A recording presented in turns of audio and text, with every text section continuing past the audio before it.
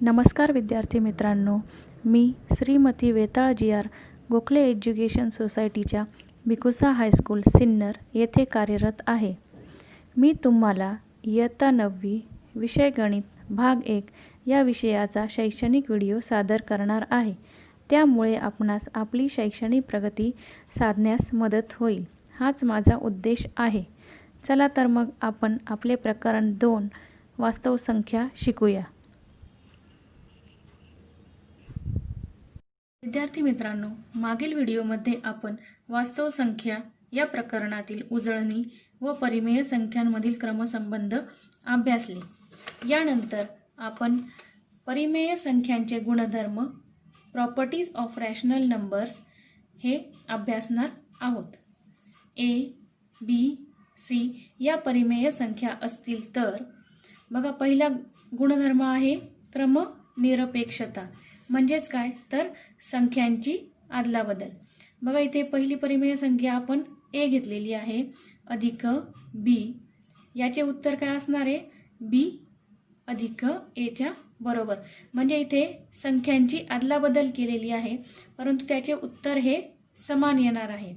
त्यानंतर दुसरा आहे गुणाकारामध्येही त्याचप्रमाणे ए गुणिले बी बरोबर आहे बी गुणिले ए पेक्षा.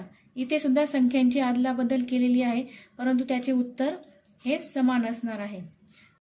दुसरा गुणधर्म आहे साहचर्य. जर 2 पेक्षा अधिक परिमेय संख्यांची बेरीज करायची असेल तर आपण कोणत्याही क्रमाने करू शकतो. म्हणजेच पहिल्या 2 परिमेय संख्यांची बेरीज करून त्यामध्ये तिसरी संख्या आपण मिळवू शकतो, किंवा दुसऱ्या आणि तिसऱ्या संख्येची बेरीज करून त्यामध्ये आपण पहिली संख्या मिळवू शकतो. आणि या दोन्ही क्रमाने केलेल्या बेरजेचे उत्तर हे समान असणार आहे. त्यानंतर आहे दुसरा गुणाकार. तर पहा, गुणाकारासाठीही हा साहचर्य गुणधर्म लागू होतो.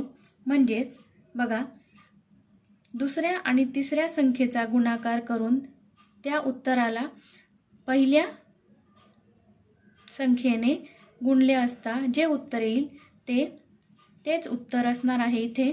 म्हणजेच पहिल्या आणि दुसऱ्या संख्येचा गुणाकार केल्यानंतर जे उत्तर मिळेल त्यामध्ये तिसऱ्या संख्येचा गुणाकार करायचा. हे जे उत्तर मिळणार आहे हे दोन्ही क्रमाने केलेल्या गुणाकारामध्ये हे समान उत्तर असणार आहे. तिसरा गुणधर्म अविकारक गुणधर्म. बघा, इथे कोणतीही परिमेय संख्या असेल, समजा ए आहे आणि त्यामध्ये 0 मिळवला असता किंवा शून्यामध्ये ए मिळवला असता, उत्तर काय असणार आहे तर एच असणार आहे. त्यानंतर गुणाकारासाठी ए मध्ये किंवा कुठल्याही परिमेय संख्येमधला 1 ने गुणले असता उत्तर हे तीच संख्या असते, किंवा एकाला कोणत्याही परिमेय संख्येने गुणले असता उत्तर ही तीच परिमेय संख्या असणार आहे. त्यानंतर चौथा गुणधर्म आहे व्यस्त गुणधर्म. व्यस्त म्हणजेच काय तर विरुद्ध. कोणतीही परिमेय संख्येमध्ये तिची ऋण संख्या ही मिळवली तर त्याचे उत्तर काय असणार आहे? 0 असणार आहे. तसेच या कोणत्याही परिमेय संख्येचा व्यस्त हा त्याचे उत्तर हे 1 असणार आहे, परंतु ती परिमेय संख्या शून्येतर परिमेय संख्या असावी. तर हे आहेत परिमेय संख्यांचे गुणधर्म. जरा आठवूया, कोणत्याही परिमेय संख्येचे दशांश अपूर्णांकी रूप खंडित किंवा अखंड आवर्ती असते. बघा, इथे काही उदाहरणे दिलेली आहेत. 2/5 चा भागाकार 0.4 येतो, म्हणजेच येथे बाकी 0 येते.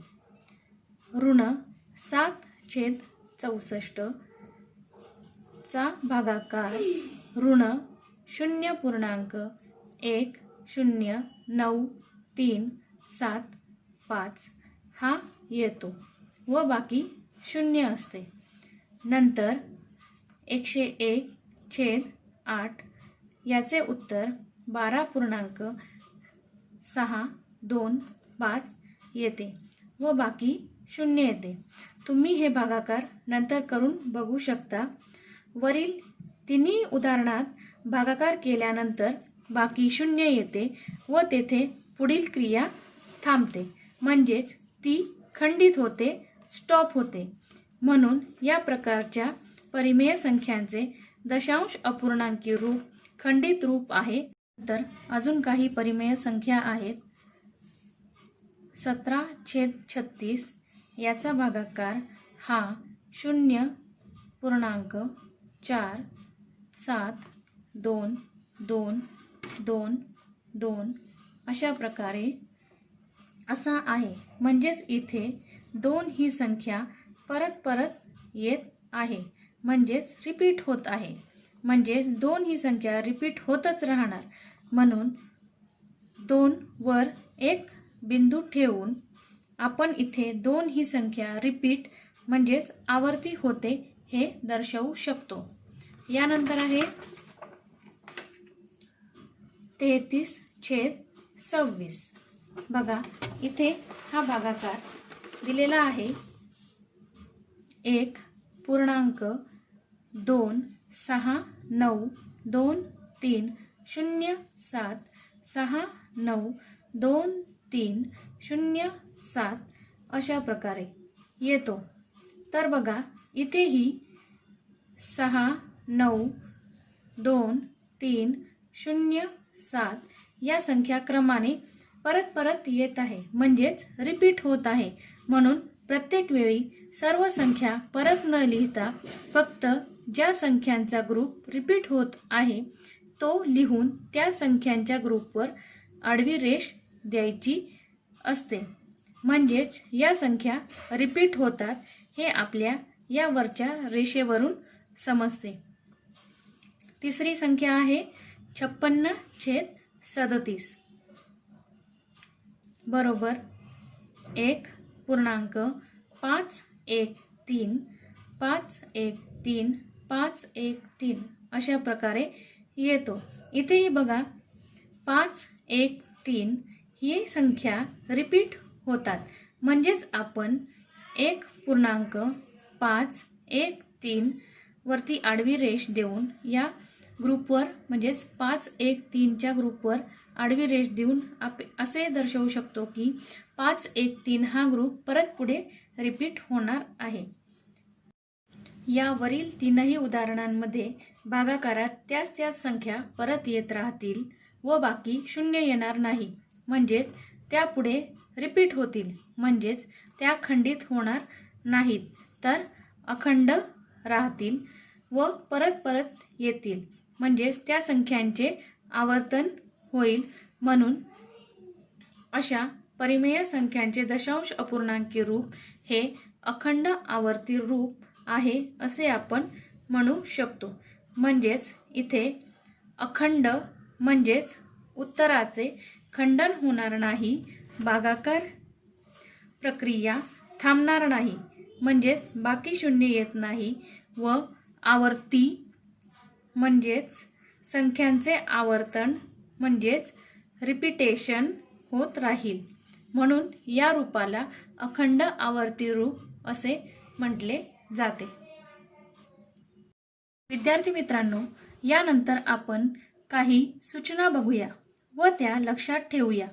म्हणजे त्या सूचनांनुसार आपण सराव संचातील उदाहरणे सोडवू शकतो. 1. दिलेल्या संख्येत दशांश चिन्हानंतर लगेच किती अंक आवर्ती आहेत हे पाहून त्याप्रमाणे त्या संख्येला 10, 100, 1000 यापैकी योग्य संख्येने गुणावे. उदाहरणार्थ 2.3 आवर्ती या संख्येत 3 हा एकच अंक आवर्ती आहे. म्हणून 2.3 आवर्ती ही संख्या p/q रूपात आणण्यासाठी तिला 10 ने गुणावे. 1.1224 या संख्येत 2 व 4 हे 2 अंक आवर्ती आहेत, म्हणजेच पुन्हा पुन्हा येत आहेत.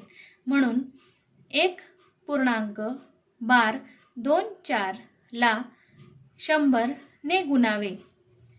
तसेच 1.12 या संख्येत 5, 1 व 3 हे 3 अंक आवर्ती आहेत. म्हणून 1.12513 ला 1000 ने गुणावे. 2. परिमेय संख्येच्या छेदाचे मूळ अवयव तपासा. त्यात 2 आणि 5 यांच्या व्यतिरिक्त मूळ संख्या नसतील तर त्या परिमेय संख्येचे दशांश रूप खंडित असते.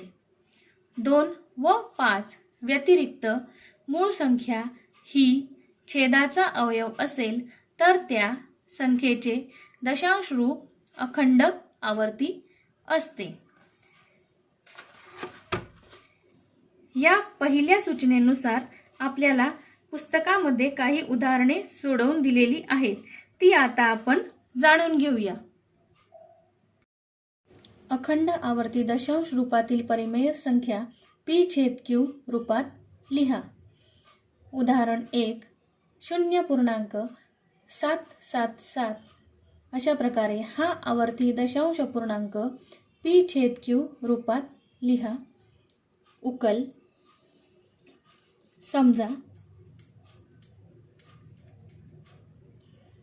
x बरोबर 0.777 म्हणजेच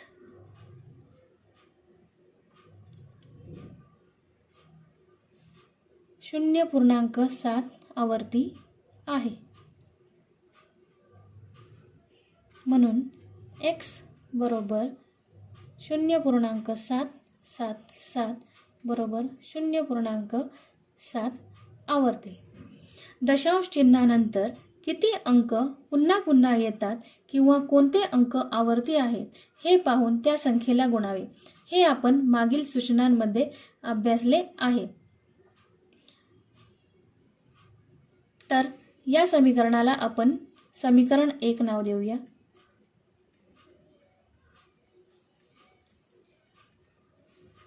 येथे 0.7 आवर्ती या संख्येत 7 हा एकच अंक आवर्ती आहे. म्हणून समीकरण 1 ला 10 ने गुणू. 10 गुणिले x बरोबर 10 गुणिले 0.777 म्हणून 10 गुणिले x 10x बरोबर 10 गुणिले 0.77 बरोबर 7.7. या समीकरणाला आपण 2 नाव देऊ. बघा इथे आता समीकरण 2 मधून समीकरण 1 वजा करूया. समीकरण 2 मधून समीकरण 1 वजा करूया.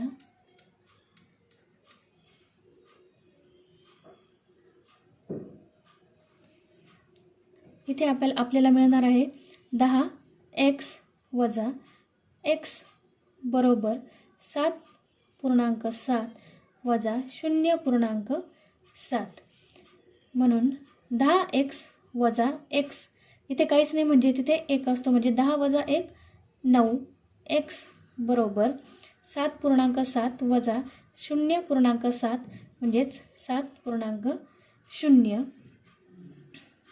म्हणून x बरोबर हा गुणाकार आहे इथे 9चा म्हणून इकडे दुसऱ्या बाजूला 7/9 असणार आहे.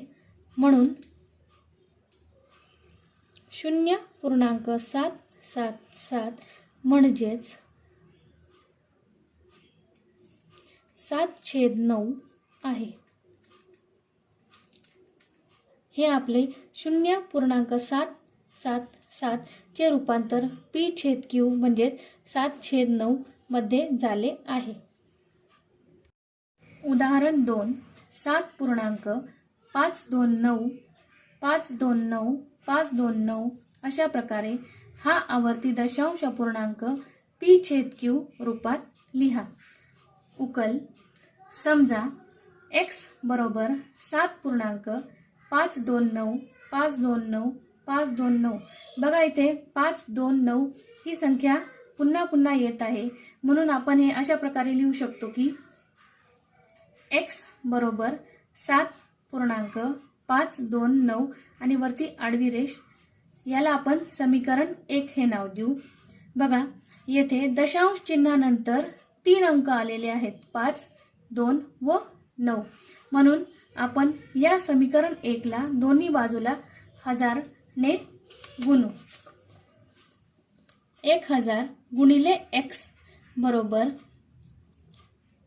7.529,529,529 गुणिले 1000. बघा इथे गुणाकार केल्यानंतर 1000 x बरोबर 7,529.529 हे येतात. हे 529 परत येतात, म्हणून त्याच्यावरती ही आडवी रेष देणार आणि या समीकरणाला आपण 2 हे नाव देऊ. समीकरण 2 म्हणू. बघा आता समीकरण 2 मधून समीकरण 1 वजा करू.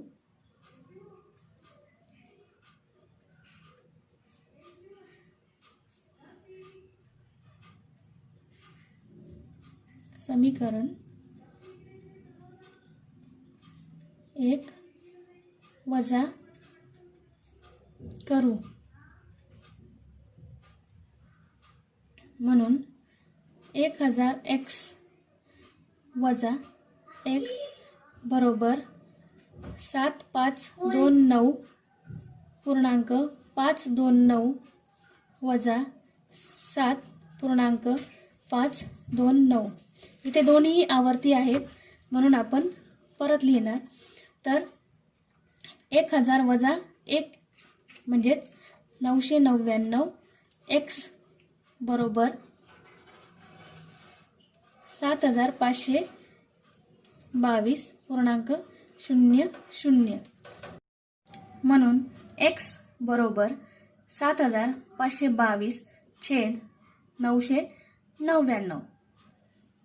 म्हणून 7.529 आवर्ती म्हणजेच